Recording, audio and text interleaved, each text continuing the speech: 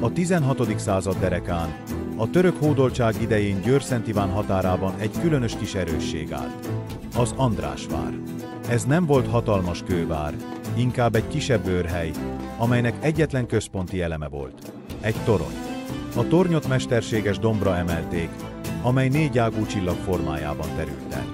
Ez a csillagalak nem díszítés volt, hanem a korszak modern hadmérnöki tudását tükrözte. A kiugró szögek lehetővé tették, hogy az őrök minden irányba belássák a terepet, és oldalazó tűz alá vehessék a közeledő ellenséget. A várat mocsár vette körül, természetes védelmet nyújtva. A mocsár szélén azonban még egy erősítést is emeltek. Sáncvonalat, amelyet karókkal, palánkerítéssel, sőt, ágyúállásokkal láttak el. Aki erre járt, az bizony egy szinte bevehetetlen kis erődítmény képét láthatta maga előtt.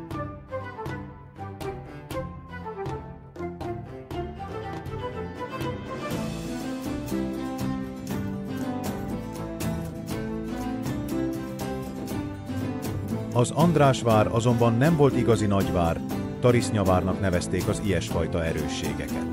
Egyetlen torony, köré húzott földművekkel. A toronyban és a környező palánk mögött mindössze 20-30 katona teljesíthetett szolgálatot. Nem is volt szükség többre. Feladatuk nem az ellenség nagy seregeinek feltartóztatása volt, hanem a környék védelme, a portyázások figyelése, a jelzés továbbítása Győr felé. A katonák élete itt egyszerű, de kemény volt. Folyamatos készenlétben éltek. Nappal a mocsár körül járőröztek, a tornyokból lesték a vidéket. Éjjel tüzeket raktak a sánc mögött, hogy elriasszák a fosztogatókat. Fegyverzetük főként muskétákból, íjakból és kisebb ágyúkból állt.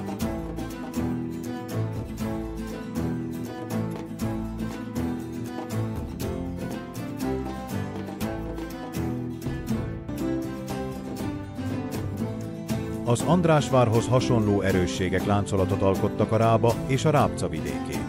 Ezek apró, de fontos fogaskerekek voltak a magyar végvárrendszer gépezetében. Bár méretük kicsi volt, jelentőségük annál nagyobb. Ők voltak az elsők, akik jelezték, ha a török portyázók átlépték a mocsaras határt. Így állt itt, a Győr-Szent Iváni mocsár szigetén a 16. században az Andrásvár. Egy magányos torony, körülötte sánc, palánk és néhány tucat katona. Kicsi volt, de szívós, és ahogy a végvári harcok tanították, nem mindig a falak magassága döntött, hanem azoknak a kitartása, akik mögötte álltak.